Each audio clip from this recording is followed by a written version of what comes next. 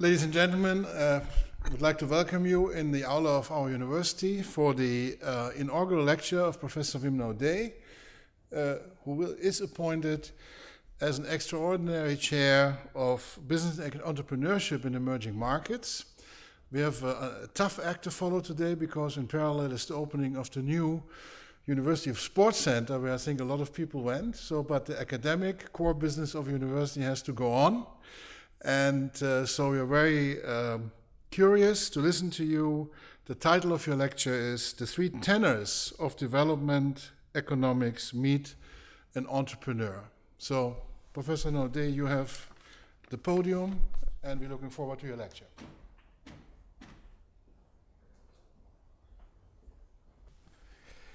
Honorable Professor Maarten Paul, President of Maastricht University, honorable colleagues, students, friends, family, and guests.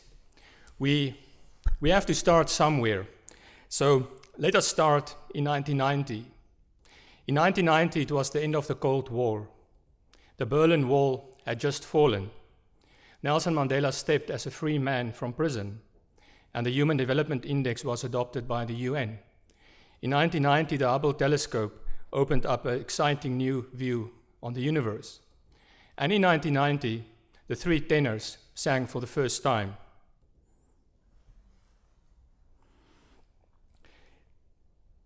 Ladies and gentlemen, in 1990 was also the start of an adventure for me. It was a very optimistic time, as you would have seen from all the happenings in 1990. But it was also the start of an adventure for me. In 1990, I left my country, South Africa, to study in the United Kingdom. And as with all adventurers, I can recommend that you read Don Quixote by Cervantes. This little picture here of Don Quixote was drawn by Pablo Picasso in 1955. And Don Quixote is just about to launch a ferocious attack on those poor windmills. And in this picture, he talks to Sancho Pancho, his sidekick, and he says to him, or Sancho Pancho says to him, "Now look, your grace, what you see over there aren't giants, but windmills, and what seems to be arms are just their sails that go around in the wind and turn the millstone." "Obviously," replied Don Quixote, "you don't know much about adventures." The novel Don Quixote by Cervantes was written in 1605, and it was the first European novel. It was a remarkable novel as the character Don Quixote is full of imagination and also full of self-doubt. He was one of the first characters to doubt himself and to criticize himself in terms of what he was doing. Now, for all adventurers, one needs a healthy dose of imagination, and as scientists, we do need a healthy dose of critical self-doubt. In 1605, this was a far away from the European Enlightenment, which the ideas in Don Quixote would influence significantly, and to which I will come back. The novel itself opened up a whole range of debate about the difference between reality and the depiction of fiction, and between reality and representation. In 1990, when I left South Africa, terra incognita beckoned. As I mentioned, I left South Africa, and in those days, before GPS and TomToms, let us use a map to indicate where I came from and where I was heading. This is a map of Africa. It was a woodcut made in 1540, printed in Basel by Sebastian Münster, in a book that was very ambitiously called Geographia Universali, a universal geography. Now you can see from that map of Africa, I grew up in that very southern part. It looks quite different. That's not a real map of Africa. Well, it was a real map, but Africa doesn't look that way. People in 1540 thought Africa looked that way. Again, it brings to the fore the difference between reality and between perception, how we think things are. We all have implicit maps of the world, we have maps of the economy, and these maps are quite different than the reality out there. Now, the metaphor of this map of Africa, this terra incognita, was that in 1990, development economics still had no answers as to why Africa was the poorest continent. In fact, it's still today the case. Only few African countries today have higher per capita incomes than the Netherlands had in 1800.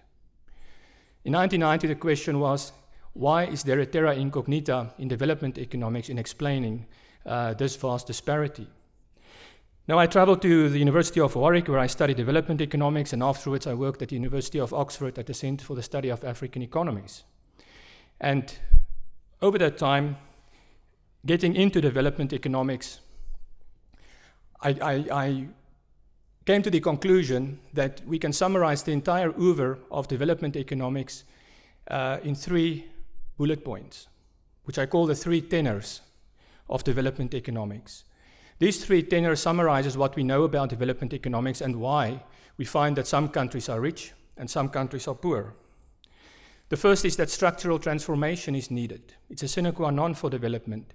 With structural transformation, we mean that all countries, when they develop from being agriculturally based, rural based, to people leaving rural areas, leaving agriculture, and ending up working in cities and in services sectors, in manufacturing sectors, in the knowledge economy in cities. The second idea in development economics is that market and government failures abound, implying poverty traps. The third idea is that development is more than just money. This is a very recent idea, that governments need to focus on more than just maximizing GDP, that people's subjective welfare may also be important. Now, ladies and gentlemen, in one way or another, everything that's being done in development economics boils down to analyzing and depicting these 3 tenors of development economics. What I discovered in the late 1990s, traveling through Africa and being asked the question by policymakers, what can we do to grow our small business sector? What can we grow to have more entrepreneurs? Was the realization that there is nothing in development economics about the entrepreneur. There is a 6-volume handbook of development economics which contains basically all the general points. And there's not a single chapter about entrepreneurship. In fact, in 1911, Schumpeter wrote a book called The Theory of Economic Development, and he could have been the father of both entrepreneurship and development economics. But it was not until the 1980s and 1990s that entrepreneurship became a scientific area of discussion. In fact, between 1990 and 2008, if we look at entrepreneurship scientific journals, only 0.5% of articles dealt with developing and emerging countries. So to a large degree, entrepreneurship was also terra incognita for development economics. Now, in my subsequent work, I have tried to put the entrepreneur back in each of these tenors of development economics. So I've tried in my scientific work to show how the entrepreneur can contribute to structural change and development, how the entrepreneur can contribute in the context of market failures and government failures, and how the entrepreneur can contribute to a society where it is more than money that matters, but also subjective welfare. The first tenor that we addressed, we call it a Lewis model after W.A. Lewis, an economist in the 1950s, which proposed a model of structural change. And this was published in 2010 in Small Business Economics Journal, together with my colleague from Germany, Thomas Gries. And in this paper, the basic story is that you have the traditional sector, agriculture, where there is surplus labor. Not everybody is employed in agriculture, or when they are employed, they are underemployed. The modern sector is small, but it buys intermediate inputs, and it produces a final output for consumers. Entrepreneurs with entrepreneurial ability spot opportunities for providing a unique intermediate good. By doing so, they innovate. They each produce a unique intermediate good. They match these opportunities that they see in the modern sector with their entrepreneurial ability, and when this match occurs, it results in a new business being started up. We use this technique from the labor economist Pissarides, who recently received a Nobel Prize for economics for his matching idea in labor economics. The modern economy then grows if there are a lot of matches between rural entrepreneurs moving to the city and starting up entrepreneurs. Now, in this movement, there can be frictions. And these frictions we relate to issues like the structural change of the economy, institutions, geography, policies, etc. A whole host of issues can prevent frictions from, can create frictions that prevent this matching and which can result in rural stagnation to continue. So countries can be stuck in poverty as a result of these frictions. Now, ladies and gentlemen, in this, this comes from the paper, this is Proposition 2. And now I realize that I may lose some of my audience. Because just as Cervantes uses language, and basically in a certain sense people would say invented the Spanish language for his novel, so economists are using the language of mathematics to create their own world, their own fictional world to a certain degree. And this is precisely what we did in this paper. We use mathematics to create a fictional world where we can analyze and tell these type of stories.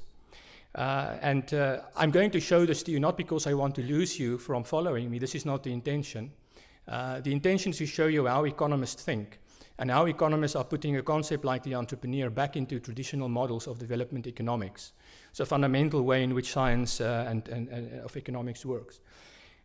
In this model, we have population growth, gamma L, in mathematics using the Greek notation as concepts, as symbols representing concepts. Population growth in the agricultural sector is a negative function of surplus labor in that section. This comes back to the Malthusian idea that if there is lots of people unemployed in agriculture, they cannot produce enough food, then the population will stagnate. In Malthus's case, predicted famines. So in this Malthusian world, the higher the surplus rate of laborers in agriculture, the slower will be the population growth in the traditional sector. And therefore there is a negative relationship between population growth and the surplus labor rate. But if the workers become more productive, the ones that do have work in agriculture, they will be able to have an increase in the population growth rate. And this is why we have the slope, AT, denoting the productivity of the workers in agriculture. In Proposition 3, we posit that the equilibrium surplus labor rate is also a function of the endogenous growth rate of entrepreneurial startups. This means that there is a negative relationship between the growth rate of startups and the surplus labor rate. Simply put, the more startups there are in the modern economy, the more people will be sucked up from the labor, from surplus labor in the rural areas to go and work in the city areas, and hence the surplus labor curve. In Proposition 4, we say that the growth rate of the number of startups, and hence the growth rate of the modern sector, is a function of the surplus labor rate and a number of other parameters in both the traditional and modern sectors of the economy. I'm not going to explain this to you. If you can read the paper to derive how we found and how we calculated delta N, which is the growth rate of the modern sector, and we identify the variables from both the traditional sector and the modern sector that determines the rate of growth in the modern sector. But I can depict this for you in a diagram to show you what happens if we introduce an entrepreneur into structural adjustment. Let me continue because to show you how this works. We have Propositions 2, 3, and 4. And from these we can obtain three conditions, and we can solve this for the three remaining endogenous variables. Gamma N, the growth rate of the modern sector, delta T, the growth rate of surplus labor, and gamma T, the income or population growth rate in the traditional sector. And now let me show you how this model works in real time. So we depict on this one axis delta T, this is the surplus labor in the traditional sector, and we have the population growth rate in the traditional sector on this axis. We have already introduced the population dynamics, the relationship between the surplus rate and the population growth rate. Now we draw another axis, a vertical axis, which we call the growth rate of the modern sector. And first we have already indicated that there's a surplus labor curve, which is negative, but there's also another curve which we'll introduce right now. First is that we can extend the curve, and we can draw also on the eastern side of this graph, we can draw the population growth rate in the traditional sector for the simple reason that if we draw a graph like this, a line, a 45-degree line, this means at this line we have balanced growth. This means that the growth in the modern sector is exactly the same as the growth in the traditional sector. So we have what we call balanced growth. Right. The next thing is we introduce the entrepreneur. So if there is an entrepreneur which identifies opportunities in the modern sector and extracts the surplus labor from the traditional sector to the urban sector, this is the positive slope. And where this positive slope intersects with the surplus labor curve, supply and demand, there is the equilibrium at point A. Now at point A, if we have found point A, we know what the surplus labor rate is. Given the surplus labor rate, we know what the population growth rate in the traditional sector is. Knowing point A, we also know what is the growth rate in the modern sector, and that determines this point gamma. Point gamma is the equilibrium in this specific economy that we are dealing with, and this is rural stagnation, because the growth rate of the population in the traditional sector is larger than the growth rate of the modern sector. So we have rural stagnation. What we really want, ladies and gentlemen, is we want modernization. So how do we get there? Well, we have to move the startup curve up to this point. If we move it up to this point, you will see that we find very easily a new equilibrium point, gamma prime, and gamma prime is associated with modernization. At that point, the economy will grow and structurally change in the way that we have seen. In our model, we can then find the answers to how to move this startup curve upwards and north. And this relates to issues like institutions that can generate good policies. And there's a whole host of policies. The debate is ongoing about what policies are interesting and which policies work for economic development and for entrepreneurship to fulfill this type of function. Now, this model that I have explained to you using this artificial world of mathematics is not the real world, it's a representation of the world. It's what I call a Dearest rhinoceros. You have maybe seen Dearest rhinoceros. This is in the British Museum. One of the first things I saw when in 1990 I visited the British Museum in my off time. This was drawn by Albrecht Dürer in 1515 in Nuremberg. A fantastic wood carving. Now, if you look at this rhinoceros, what is interesting about this is, although it's a very beautiful wood carving, it is not realistic. When Dürer drew it, he had never seen a real rhinoceros with his own eyes. The thing is that in 1515, a rhinoceros arrived in Lisbon in Portugal on a ship. And this was a rhinoceros that had survived the journey from Africa to Europe. In those days, rhinoceros was seen as very special animals. Very few people in Europe had seen a rhinoceros. Most rhinoceros died when they tried to make the sea crossing to Europe. This one rhinoceros did not die. But word of mouth reached Dürer, and he made this print. Why? Because he was also a sharp entrepreneur, as I will show you later. Dürer was one of the most successful artist entrepreneurs of the 16th century.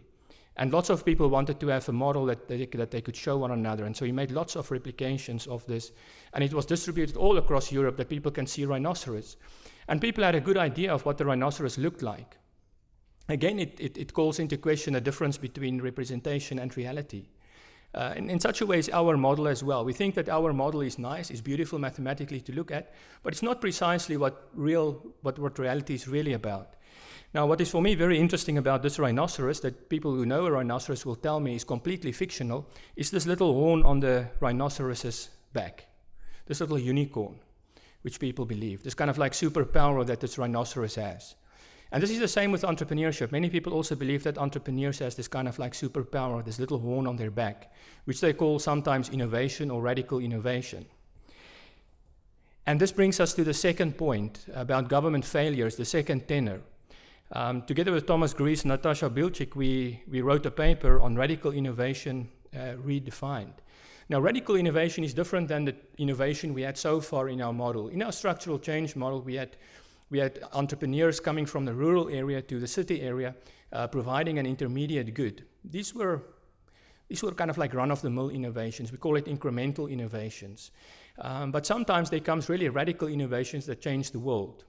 And this is sometimes being said as the real power, the real unicorn on the rhinoceros's back of entrepreneurs.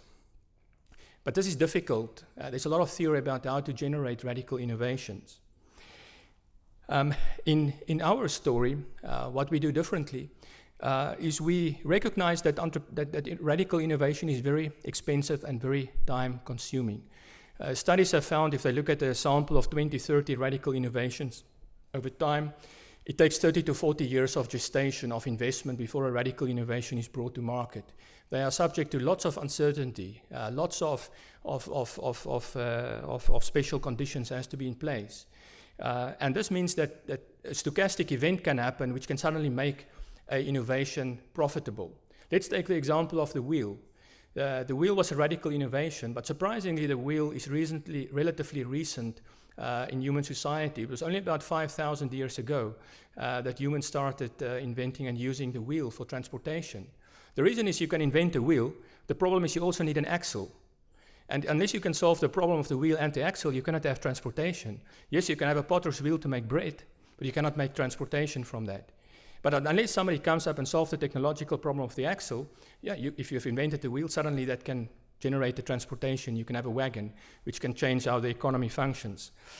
And to look and model in a mathematical way significantly this type of sudden stochastic events, which you cannot use probability theory as it's being used, we used an Ito-Levi jump diffusion process. This has been used by scientists to look at large disasters to try and calculate the effect of an unpredictable event. And we use this unpredictable event to look at why and how radical innovation can occur in this paper. And our model shows that investment in radical innovation may very often be too time-consuming and or expensive to remain attractive for private entrepreneurs. And the point is that radical innovations need a lot of government support.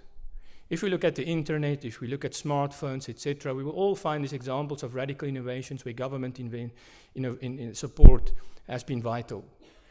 I believe there are lots of books being written now about the entrepreneurial state, how important the state is. Examples from Bell Laboratories, Silicon Valley, etc., are often being thrown out. Our innovation, our novelty in this paper contribution is to use the large stochastic jump events to model and show why this justifies government intervention. This was something that puzzled also Leonardo da Vinci at about the same time as Albrecht Dürer drew his rhinoceros. Leonardo da Vinci was puzzling about the axle, and this sketch is about the transmission of motion to an axle in the wheel. The printing press is, in fact, I think, one of our, as academics, we have a special fondness for books. And the printing press has been one of the most radical innovations. In 1440, Johannes Gutenberg invented the modern printing press. Within 20 years, the cost per book decreased 341 times. In the year 1550 alone, 3 million books were produced in Western Europe, more than the total number of manuscripts produced during the 14th century as a whole. There you can see a graph of the price of books, and you can see how it precipitously dropped from about 1460 to 1485. Books became very cheap, and this had a very disruptive effect. Johannes Gutenberg's press was a few times the Pope banned it. Books were banned because they spread dangerous ideas. Within 15 years, or around about that, of Gutenberg inventing the press, Copernicus was writing a book arguing that the map of the universe, of the Earth, being the center of the solar system, was wrong. So books were very radical. Books changed the world very significantly. Now, Johannes Gutenberg was typically of many radical innovators, that he didn't really profit very much from his invention of the book press. You would have thought that he would have become a very rich man. He didn't. Somebody that did become very influential and rich was Johann Froben, one of the earliest entrepreneurs to exploit the printing press. He made Basel in Switzerland one of the centers of book trade during the 15th and 16th centuries. He was very shrewd. He printed in 1491 the world's first pocket-sized Bible. There was a huge market for that, and it made him very rich. Moreover, in 1518, he published a very interesting book, about 3 years after the rhinoceros was drawn by Dürer. This was a book called Utopia by Thomas More. And in this book, Thomas More imagined an island, or you can call it a homeland. And in this mythical island, there was no private property, there was free healthcare, there was free welfare services, priests could marry, and they could divorce. These were radical ideas for the time that was published in Utopia, and this was published in 1518. Now, a person like Johann Froben also employed lots of artists. For instance, the Holbeins. Both Ambrosius and Hans Holbein worked for Froben, and this was the illustration that they made for the cover of Utopia in 1518. I'll come to Erasmus of Rotterdam later. I see we have our good colleague Royals here from Rotterdam. Erasmus of Rotterdam was a good friend of Johann Froben and lived in his house in Basel. But we'll come to that later. We've mentioned Dürer. Dürer is an interesting person as well from an entrepreneurship point of view, from the printing press and the fact that you could duplicate and sell art now like you could sell books at a fraction of the price. Dürer was quite revolutionary in terms of issues like property rights, branding that we all in the business school context love to talk about. There you see his brand in this woodcut of a bagpiper in 1514. You'll see there the AD 1514, very strong logo of Dürer. He was very clever in doing this. And he made a lot of money. In Nuremberg, he didn't belong even to a guild. He didn't bother in those days. You had to belong to a guild to sell. He was independent. He actually complained when he had to paint a painting in oils of Maximilian I of Bavaria, because he said at the time that it takes him to paint it in oils, he could have made much more money selling his prints that he could publish. Now Dürer, in fact, twice went to court in property right cases. One of the first things, if you're an entrepreneur and you are in innovation, is you're concerned about people stealing your ideas and profiting from your ideas. Dürer was very sharp. He went twice to court to defend his trademark, which you see there as AD 1514, in Nuremberg and Venice, and twice he won his case. He once wrote that he made 600 florins a year, which was more than the mayor of Nuremberg earned at that particular time. The radical innovation opened up avenues for entrepreneurs like Albrecht Dürer. Now Cervantes, in innovating in terms of the modern novel in 1605, and I think it's very appropriate that we talk about Cervantes in the year 2016, because it is exactly 400 years ago, in April 1616, that Cervantes died in Madrid. He died on the 22nd of April, and on 23rd of April in the same year, Shakespeare died in Stratford-on-Avon. So two of the iconic writers of Europe all died in April 1616, exactly 400 years ago next week.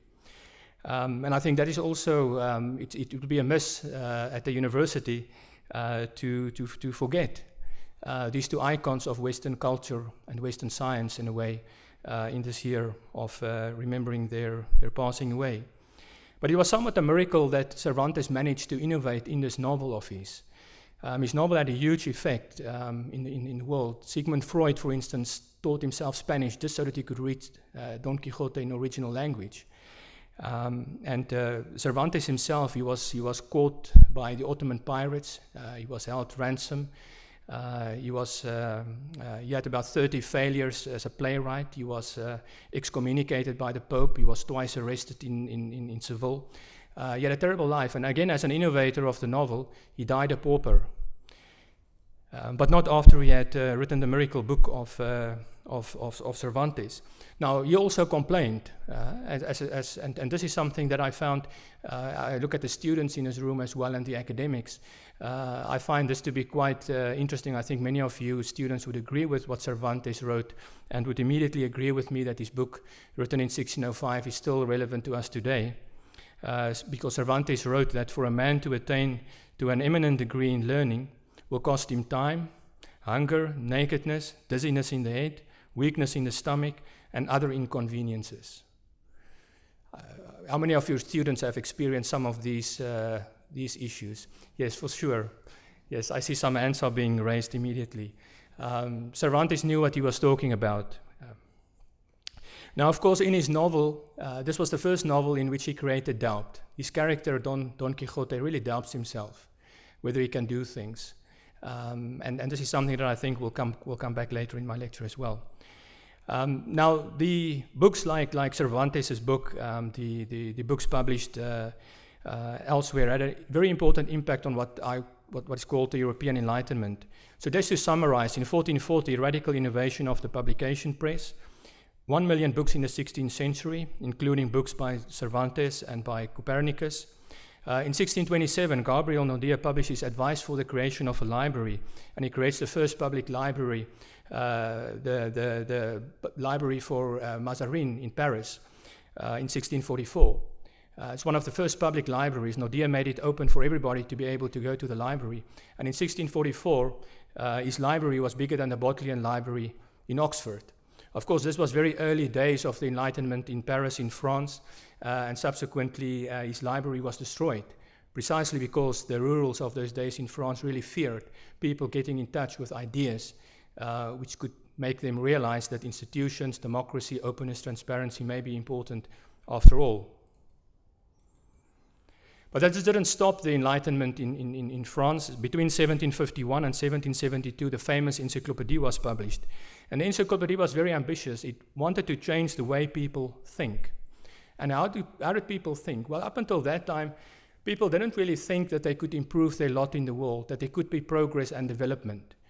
When I went to study development economics in the 1990s, it was assumed to be natural that we want to develop the world. We talk today about improving our lives. But you remember in this time in Europe, people would say that sin and poverty and destitution is the nature of the world. It's because of sin that we are in the situation. You'll get your reward in the life hereafter. So don't try to change the world now. Just accept it as it is. And what the Enlightenment thinkers wanted to change in their books was the notion that development can take place, that we can make the world a better place. It was really a radical idea for the time. And I call it the idea of life, liberty, as well as the pursuit of happiness.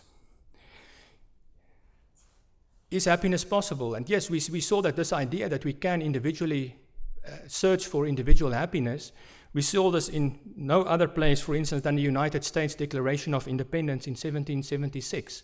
The preamble of the United States Declaration of Independence states that we hold these truths to be self-evident, that all men are created equal, that they are endowed by the Creator with certain unalienable rights, and that among these are life, liberty, and the pursuit of happiness. It's in the Declaration of Independence of the United States. The United States was founded on the idea that the pursuit of happiness is an unalienable right. This was in 1776, about 12, 13 years before the French Revolution. Now this brings us to the third tenor. I mentioned that the third salient idea in development economics is that development is more than just money, that it's also about non-material welfare or happiness, as is enshrined in the American Constitution. What does entrepreneurs have to do with non-material welfare? There are two papers that I wrote on this. The one is also with Thomas Gries again, Entrepreneurship and Human Development, a capability approach. And the second one is with colleagues on the Entrepreneurship Beveridge Curve, published this year by the International Journal of Economic Theory. Now in the first paper on the capability approach, we really draw on the ideas of Amartya Sen. In the capability approach, Amartya Sen made a very famous statement that famines don't occur because there isn't enough food. Famines occur because the food isn't getting to the people who need it. Make a distinction between your capability set and your functionings. Here in the Netherlands, we can see, for instance, transportation or mobility as part of our capabilities. But it depends on your functioning of having a cycle. But your cycle is only a functioning that's worthwhile if you know how to cycle and if there are good cycle lanes. If there's not good cycle lanes or you cannot fix your bicycle, then having a bicycle will not enable you to have the functioning of transportation. And this critical idea of capabilities comes back to the idea that development consists of freedom to choose. That's also the title of Amartya Sen's 2000 book, Development as Freedom. And in our model, and I'm not going to go through this again, we similarly work on using the language of mathematics to define the capability set of entrepreneurs and to show that there are many instances where entrepreneurship may actually not be valued. That entrepreneurship is only valued if you have the choice not to be an entrepreneur. Many people today do not have the choice. They have to be a ZZP'er or a freelancer or an entrepreneur because there's no other job for them. In those cases, they don't value it really so much as a functioning. And in that context, we come to the conclusion and we show that promoting labor intensity, promoting wage employment, creating social security are all pro-entrepreneurship policies, that it makes entrepreneurship a valuable human functioning part of a capability set that people need to use. Now, how do we measure this? We've talked very theoretical and very abstract so far. Well, the way in which economists and social sciences have tried to measure happiness is to ask people, all things considered, how satisfied are you with your life as a whole these days? And you can answer on a Likert scale from 1 to 5. 1 if you are terribly unhappy, 5 if you are ecstatically happy. And I was very fortunate that together with my colleague Jose Amoros, we managed to slip in some questions into one of the largest entrepreneurship surveys in the world, the Global Entrepreneurship Monitor. In 2013, they slipped this question in, and it was answered by 244,000 individuals across 70 countries in the world. And this is the results. We asked this question basically to measure life satisfaction, to measure work satisfaction, and to measure work-life balance. And the interesting thing that you can see here across different regions of the world is that entrepreneurs tend generally to report better life satisfaction, better work satisfaction, and better work-life balance than employees, than people that are wage employed. The only region where there's a slight difference is in Europe. In Europe, entrepreneurs are happy with their work, but not so much with their lives. And this has made us conclude that in Europe, a good policy would be treat your workers like entrepreneurs and treat your entrepreneurs more like workers. This seems what the data seem, but this is still work in progress. It's a huge database and a lot of number crunching and a lot of hypotheses to test. But it certainly seemed to explain the paradox found in 2000 by Hamilton, that lots of people want to be entrepreneurs despite the fact that the rates of return on entrepreneurship are not as much as wage employment, which throw up the reason that there should be, or the explanation that there should be non-monetary gains to be an entrepreneur. Now, this is on an individual level. What about a country level? Are countries with more entrepreneurs happier than countries with less entrepreneurs? Well, if you look at the enterprise birth rate in the world, and you look at the happiness score, then you see there's basically no relation. In fact, there may even be a slight negative relation. If you look only at opportunity entrepreneurs, that's to say people that really want to be entrepreneurs, then you find somewhat of an invert U-shape. The first one we explained by necessity entrepreneurship. So people don't want to be entrepreneurs, but they have no choice. So a country where there's lots of people that have no other choice, maybe Greece is an example today, people tend to be less happy. But maybe there's also a question that if you're really in an entrepreneurial situation, then there is also frustrated achievers. So you don't measure yourself against how you were yesterday or how your parents were, but you measure yourself against the best in your group. And that may make you unhappy, even if objectively speaking you are successful. Now, the title of our paper was taken from Shakespeare, and I love this drawing by Pablo Picasso of Shakespeare. It's entrepreneurship maybe in this case like music, like Shakespeare wrote in Twelfth Night, if music be the food of love, play on.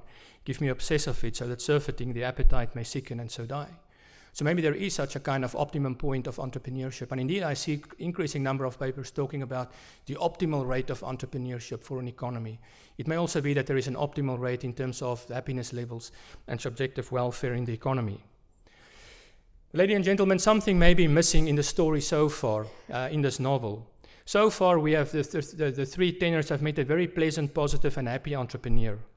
And we all know that good novels, from Don Quixote to Harry Potter, have self-doubting characters and bad characters, villains as well, like Professor Umbridge. Now this bad character in the story of entrepreneurship is called the destructive entrepreneur. And this comes from a definition in 1990 by American economist William Baumol, who defined entrepreneurs as persons who are ingenious and creative in finding ways that add to their wealth, power, and prestige. I found this a fascinating definition. And when curious as I am, I started browsing through Erasmus of Rotterdam's writings. I found this very interesting quote by Erasmus from 1511.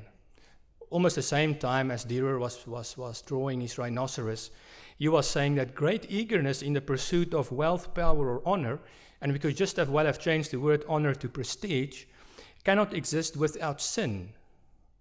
Now the question, of course, and this is by the way, Erasmus of Rotterdam by Albert Dürer, the two did meet. They meet in Brussels at least twice. And this etching by Dürer was in fact a very large etching that Dürer made, was of Erasmus of Rotterdam. I wonder if they talked about entrepreneurship and about these sins that destructive entrepreneurs could cause. In today's world, unfortunately, we have too many destructive entrepreneurs. For instance, the entrepreneurial sins that we could discuss could include the financial crisis. You know that there have been around about 120 financial crises since 1973 when the Bretton Woods system collapsed. Bretton Woods system has never been fixed. We don't have a good global coordinated system of global finance. It's prone to crises, 120 of them since 1973. Income and wealth inequalities. According to the OECD report, the world is now, in terms of inequality, as unequal as it ever have been since the Second World War. conflict and war, we all see that every day, natural resource exploitation, and my quest originally in 1990 explaining Africa's economic underdevelopment. These are some of the books in which I have dealt with destructive entrepreneurship. One is a special edition of Journal of Conflict Resolution, edited in 2013, on entrepreneurship in countries in conflict. A second is a recent book coming out by Oxford University Press on genocide in business, looking at mass atrocities. And a third one is a book on fragile states, which back in 2010 already looked at how war and conflict created huge economic incentives for their perpetuation and keeping states in a fragile context.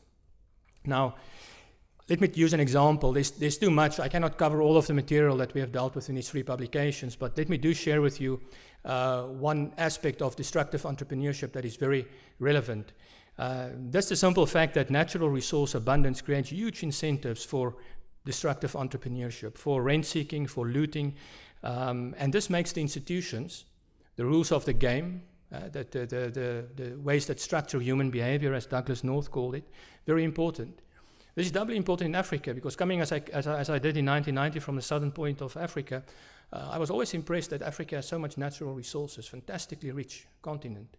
Why would a continent that is so rich in natural resources be such a poor continent? Is it something to do with destructive entrepreneurship?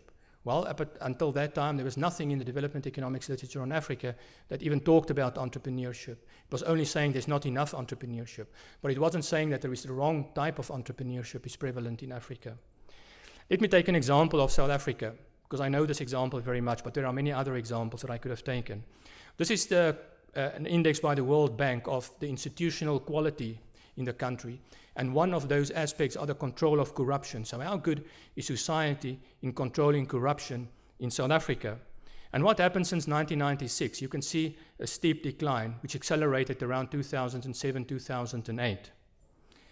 Now, this institutional gap is also reflected in the fact that South Africa's ranking in the Economic Freedom of the World Index dropped a dramatic 40 places between 2008 and 2010, within 2 years. What happens when you have an institutional vacuum or institutional degradation? You have plunder. So let me take one example of plunder taking place in South Africa right at the moment. Rhino poaching. There is the numbers of rhinos that have been killed. In the 16th century, rhinos died when they traveled to Europe on sea. At present day, rhinos are being slaughtered to extinction in South Africa. You can see that hockey stick. And you can see that it was very low, and suddenly in 2008, something happened that indicated there was a free-for-all, that entrepreneurs could go and slaughter rhinoceros for their horns, sell their horns in the international market for a huge amount of money, and become rich, destructive entrepreneurs. Well, what happened was that Zuma was elected as president and heralded in a kleptocracy. He was recently found guilty by the Constitutional Court that he had misused his position, but refused to resign, as all the oligarchy in the current situation in the world often tends to do. But here you see a very clear indication of how resource exploitation can take place. And why I've taken rhinos here, I could have taken mines, I could have taken state enterprises. In fact, already 2 years after Zuma came into power, this is what Letsi Mbeki, the brother of the previous president, wrote in Open Democracy. He wrote and he said, South Africa's first family has been in power for less than 2 years and already sports iron ore prospecting rights in an existing iron ore mine, oil wells in the Congo, shipping businesses, gold mines, and is soon to acquire billions worth of shares in South Africa's largest steel maker. To name but a few businesses Zuma's family is engaged in since he became president in 2009. Right, this comes us back to this map of Africa. How can we fill in and draw this map better, metaphorically speaking? Well, if we look at the continent, an estimated 10 million people and 777 trillion of mineral resources were extracted from Africa during colonial times. Today, the illicit outflows of money from Africa exceeds aid and FDI combined. Between 1970 and 2008, $1.8 trillion fled Africa. Just very recently, there's been a lot of talk about Africa rising, but Angola squandered 500 billion in oil revenue between 2002 and 2014. As we are speaking, Africa's oil states are imploding. Of course, the colonial legacy is there. We had entrepreneurs like Cecil John Rhodes who wanted to carve out Africa for the British Empire. From Cairo to the Cape, he wanted to build a railway line to consolidate his business. Of course, there are Rhodes scholarships today. People study on the money that was looted from Africa by Rhodes. Justice is slow, but very recently at the University of Cape Town, the statue of Rhodes was removed by students who wanted to have nothing to do with the destructive entrepreneurship that have pillaged and destroyed Africa for many, many decades and many centuries. But it's not just a problem for Africa, ladies and gentlemen. This is a quote from Simon Johnson, the previous chief economist of the IMF in 2009. And Simon Johnson wrote, and he said, "The global financial crash has laid bare many unpleasant truths about the United States. The finance industry has effectively captured our government, a state of affairs that more typically describe emerging markets and is at the center of many emerging market crises. If the IMF staff could speak freely about the US, it would tell us what it tells emerging countries, that recovery in the US will fail unless we break the financial oligarchy that is blocking essential reform." It's not just a problem of Africa. What has happened in the US since the 1970s when a financial oligarchy gained control of the US economy? The share of US employment from new enterprises has declined by 30% over 3 decades. It's not a country of entrepreneurship anymore. In fact, the US could soon be the world's first former middle-class society, according to Joseph Stiglitz. And this is based on a report by Angus Deaton, which showed that for the first time for an advanced economy, the mortality rate has increased. Where throughout the 20th and 21st centuries, so far the mortality rate decreases as people get older, as countries develop. We have seen now in the United States that it's falling again. People are dying at an earlier age than their parents had died. It's the first time in history that this has happened. 15% of Americans live in poverty at present. The number of households in poverty in the US is now higher than in 1959. And in spite of these factors, the top 0.1% of income in the US has grown by 324% between 1979 and 2006. It's not a 1% economy that we are being ruled, it's a 0.1% economy that we are living in.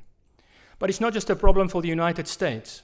This is a recent paper that I published called "Is European Entrepreneurship in Crisis?" Only 3 European economies are currently in Harvard's Digital Evolution Index top 20. In venture capital funding for high-tech startups, Europe ranks a distant third behind the US and Asia. The relative earnings of self-to-wage employed has declined by 20% in the UK since 2007, and I suspect this is much true for the Netherlands as well. Labour productivity growth has been only 1% in the Eurozone for the last 15 years. Despite all the tech, despite all the hype about digital entrepreneurship from the European Union, like Robert Solow once said, we can see the IT revolution everywhere, but in the productivity figures. The vast majority of Europe's big companies were created at the end of the 19th century. There are very few big names that are, and where they do create big companies like Skype or so on, they are very quickly taken over by firms from elsewhere. Also interesting, you'll find that in 1900, when Cecil John Rhodes was plundering Africa, the sun was never setting on the British Empire.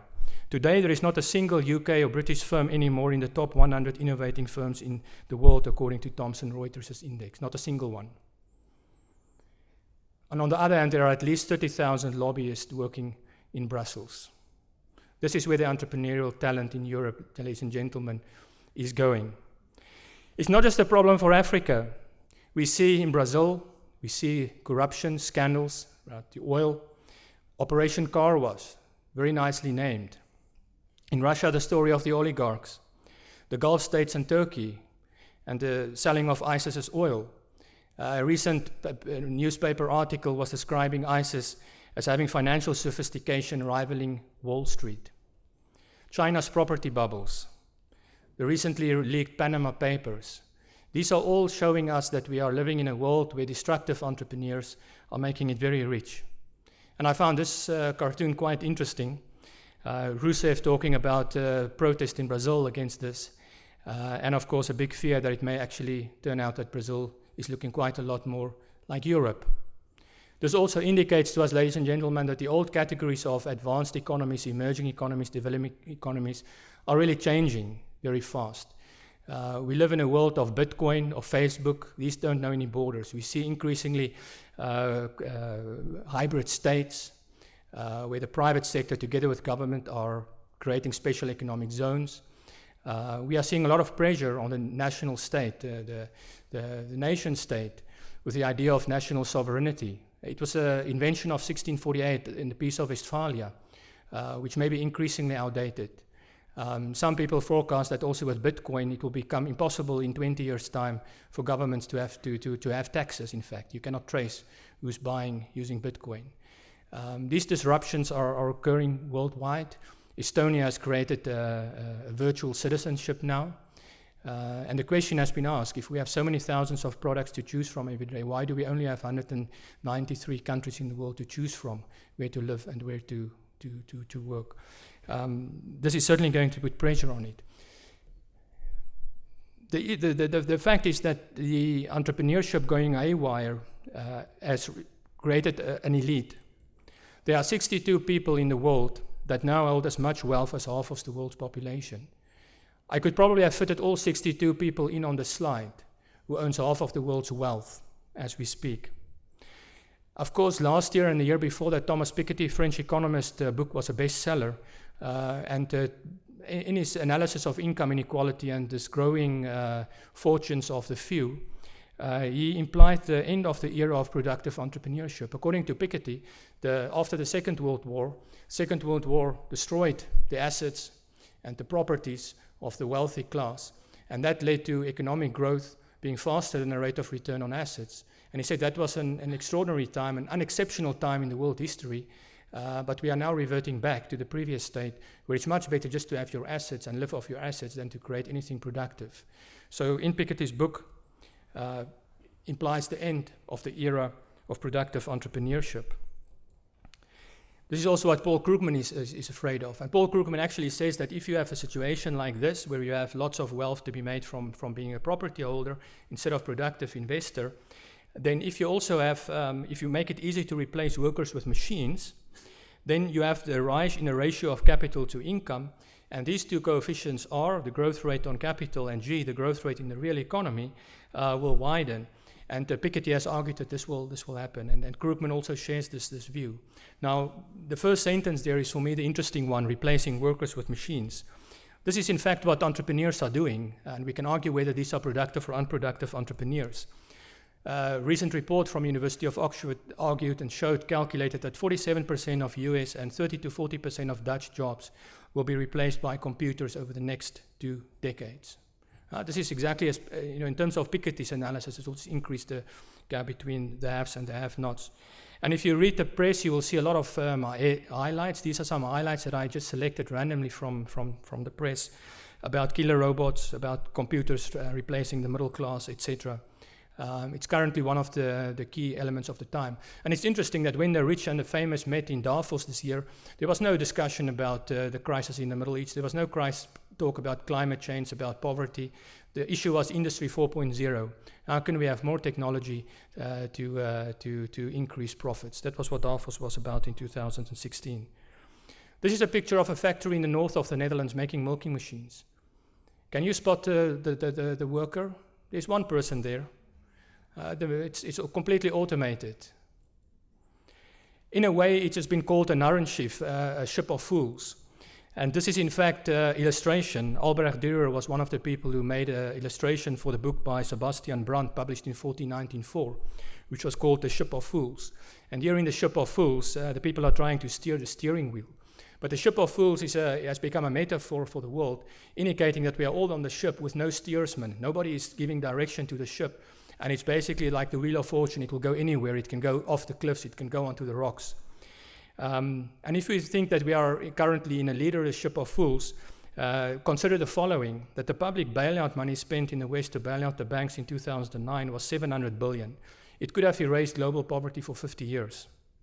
World military expenditure in 2012 was 1.7 trillion, while the annual cost to eradicate poverty is only 135 billion. 0.1% of the world's population controls 42 trillion US dollars, enough to cover climate change adaptation cost for 250 years. The issue here in a ship of fools is the question of leadership.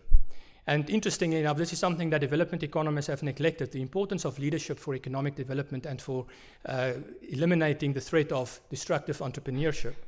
This paper, published by Jones and Olkan in 2005, finds robust evidence that leadership manage.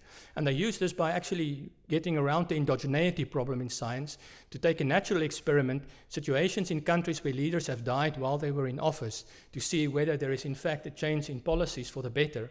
And I want to share with you an interesting example that they discussed, because this was also close to home.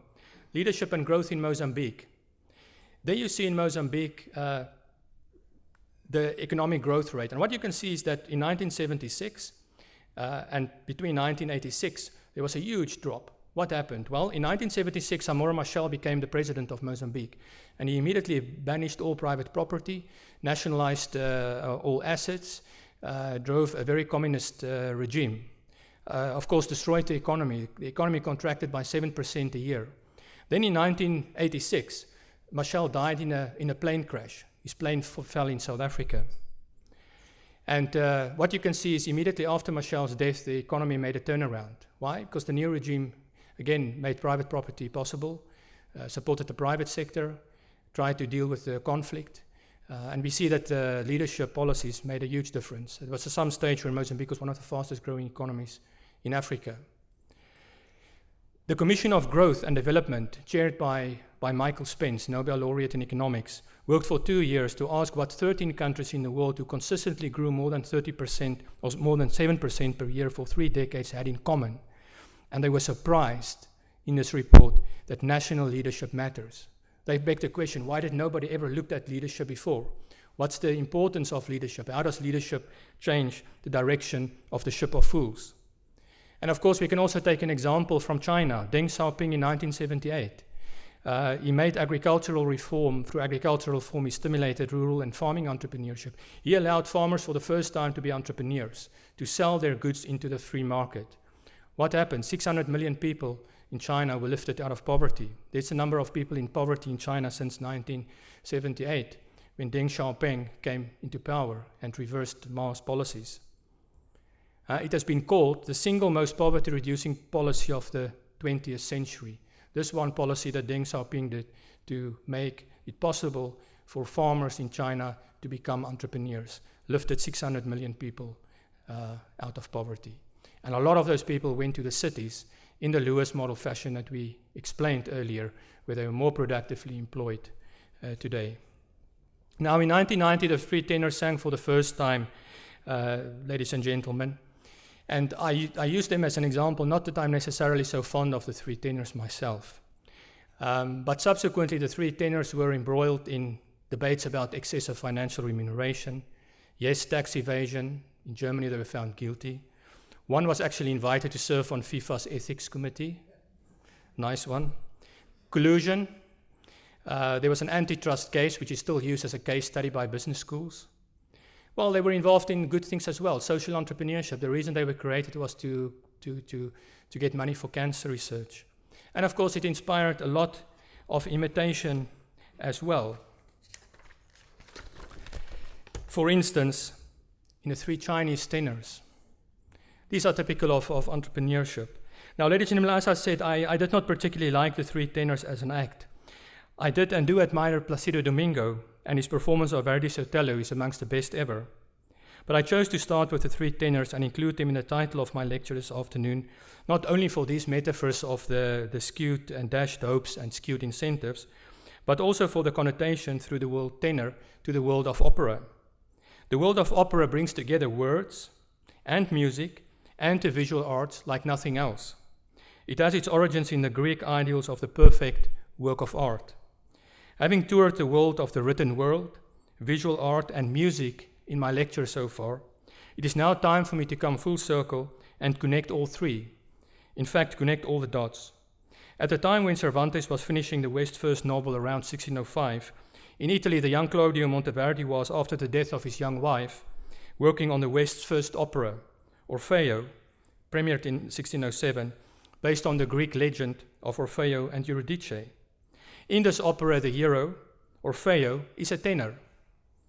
The first and still one of the most wonderful parts for this voice. He loves Eurydice so much that, armed with only his lyre, He descends down into the realms of the dead to claim her back with only the power of music. He succeeds in this, and as his wish to restore her to life is granted, he has to cross back to the land of the living, crossing the river Styx, subject to one condition, that he should not look over his shoulder to see if indeed Eurydice is following him. In this he fails. Assailed by doubt, he looks back and loses her forever. As in Don Quixote, the hero Orfeo is an imperfect one, given to doubt, and not even to mention Shakespeare's Hamlet, written at the same time. In this, in putting self-doubt and failure so much to the fore, Cervantes, Monteverdi, and Shakespeare laid the basis for the modern European society, whose institutions has been underpinned by doubt, by a search for empirical verification and confirmation, and a need for transparency, lest we don't see whether Eurydice is following or not. This has been the strength of the institutional environment that has made entrepreneurs like Dürer, Holbein, Froben, and others since the 16th century to flourish, leading to the separation of the state, the separation between doubt and faith, and things like the US Constitution. Certainty has therefore built on uncertainty and conviction on doubt. Europe, and more broadly the West's institutions, is today under much pressure from a world where uncertainty and doubt has become undesirable, where religions, political parties, and scientists that promise certainty, whether of an afterlife in paradise, or a national utopian homeland, or a future secured by technological progress, attract great following. Our strength in the West is also our weakness. On such a ship of fools, the appropriate leadership has become more vital than ever to enable the entrepreneur to be the hero of economic development and not the villain. Dear colleagues, students, friends, guests, to conclude, the word opera comes from the Latin noun that means work. An inaugural lecture is meant as a short overview of an academic, the chairholder's, work. In this light, I hope that you have enjoyed my short opera today. It is not an opera like Orfeo, but it did contain music, art, literature, mathematics, heroes, villains, hope, despair, history, and a small dose of humor. What remains for me is to acknowledge my intellectual and emotional debts. I want to thank the Maastricht University for establishing the special chair. Professor Paul, please convey my sincerest thanks to your entire college from Bestuur. Professor Martin Carrier, thank you for hosting this chair in your department of organization and strategy. I also want to wish the Maastricht School of Management for allowing and supporting me to take up this chair. I'm extremely pleased and grateful to see so many of MSM here this afternoon. What fantastic colleagues you all are. Thank you for making the time to be here. I'm also pleased that the former chairman of MSM, Mr. René van der Linde, as well as the current chairman, Mr. Leon Frissen, can be here. René, Leon, whilst we have over the past 4 years dealt with more practical matters than can typically be dealt with in an academic lecture as such of today, I've learned a lot from you that implicitly underlie some of the ideas shared today, including the importance of the European project and the need for more entrepreneurial higher education institutions. I owe a special thanks to many colleagues and students at both the university and at MSM, but also at the institutions that I worked at before venturing to Maastricht, namely in South Africa, Ethiopia, England, and Finland. These colleagues and friends are too many to mention all by name in the time that is left to me, so please accept my apologies in advance. I would like to be able to thank all of you personally one day for each, in his or her own way, for having patience with me, to allow me to indulge in my imagination, sometimes like Don Quixote chasing windmills, sometimes like Albert Dürer drawing a rhino with a unicorn. And I talk metaphorically. A number of my co-authors I must acknowledge by name because they have been so tenacious in keeping on working with me on academic and sometimes very abstract stuff. Thomas Gries, who isn't here today, with whom I've worked since the mid-1990s, have been a very good sparring partner for many years. We can immediately meet our minds and be very creative. We came up with our matching model that I opened up on a train in Finland between Helsinki and Turku. It was an Italian-built train, not the Fira, but the Pandolino. The Italians did get it right in Finland, though not in the Netherlands. And then Eddie Zermay. Eddie, I'm also very happy that you can be here today. My foray into entrepreneurship and development led me to meet you in 2007, and you have been a co-author and editor of a number of books and papers over the last 8 years or so. Eddie, ladies and gentlemen, is one of those rare development economists today who does not focus on doing one micro-level impact assessment after another, but has a firm grasp on the bigger picture. Eddie, I'm happy that you can be here. Thanks for all the wonderful discussions about development, about economics, about institutions, and about music. And I also want to thank Professor Luc Soete, the Rector Magnificens, who cannot be present today. Luc introduced me, amongst other things, to Eddie back in 2007. And as Director of UNU Merit, Luc was always at great pains to help introduce the entrepreneur into development economics and development orientation work that his institute is doing. And I'm very happy to see that the tradition is continuing today with fantastic work that's being done at UNU Merit and the School of Governance on entrepreneurship, development, and poverty. While my academic work has been very much intellectual, abstract, mathematical, and in the sphere of the imagination, in the form of map making, the support, encouragement, advice, collegiality, and friendship from my colleagues have been very real, warm, and human, with all its human quirks, unpredictability, surprises, and fallibility, which is why I appreciate it even more. For being humans, and good ones that also carry a lot of doubt and agonies, I want to thank you too. Finally, there is one great artist of the 20th century that I have not mentioned so far in my lecture, the cartoonist Charles M. Schulz, the creator who invented and drew the Peanuts cartoons. These Peanuts cartoons of Charles Schulz are amongst my earliest recollections of art and of the existential angst of the industrial era that was to await me. He once drew a famous cartoon that claimed, in the book of life, the answers aren't at the back. Well, in this lecture, the answer to the meaning of life is, indeed, at the back. And it's this simple cartoon, drawn in 1965. Just simply says, love is sharing your popcorn. And here I would like to thank my wife and partner, Valerie, thank you for sharing your popcorn with me and always being willing to share your popcorn with me in the many locations where we have traveled, sometimes Don Quixote-like, in pursuit of giants or sometimes windmills. To you and to the boys, thank you very much. Your picture is the only color one in my monochrome presentation today. When we come to the end of such a presentation, in this year of celebrating Shakespeare, Cervantes, music, and the word, I think it's good to conclude by also appreciating silence. As Aldous Huxley wrote in 1931 in a very nice essay about music, he wrote that when the inexpressible had to be expressed, Shakespeare laid down his pen and called for music. And if the music should also fail, well, there was always silence to fall back on. For always and everywhere, the rest is silence. Ik heb gezegd.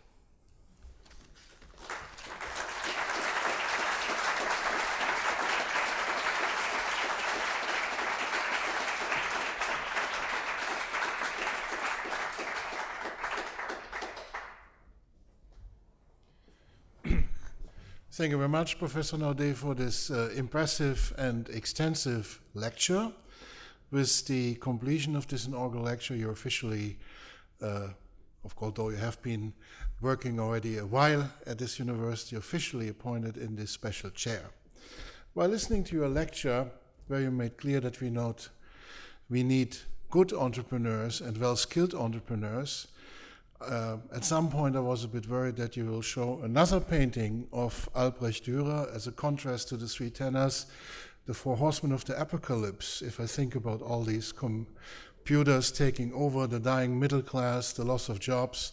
But then I think at the end of your talk you also gave some good advice on where we should go. And I think a chair on entrepreneurship in business in emerging markets, not in dying markets, I should say, is very timely, both in the educational process, but also in doing research and linking the many elements of entrepreneurship that are present at many parts of our university and, of course, at the Maastricht School of Management. So on behalf of the Executive Board and the academic community, I wish you much success in this endeavor.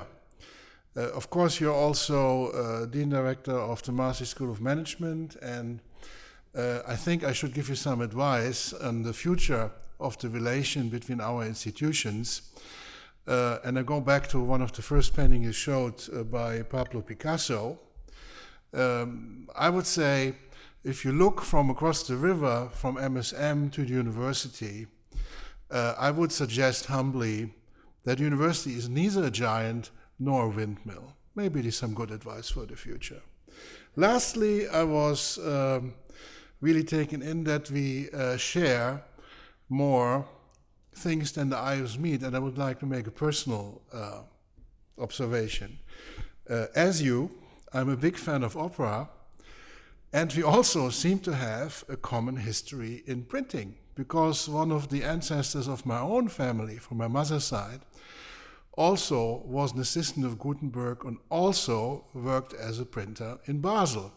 So having so many things in common, both at the university side, at the academic side, and even as a personal footnote, I can only say, may not only the entrepreneurs show us a bright future, but also the faculty of our university. And with this, I think I should close by wishing everybody also not only a good rest of the day, but not invite you to join us for the reception, which will be carried out today in the REFTA. So I would like to close this session by asking the cortege and Professor Naudet to lead the way to the informal part of this ceremony.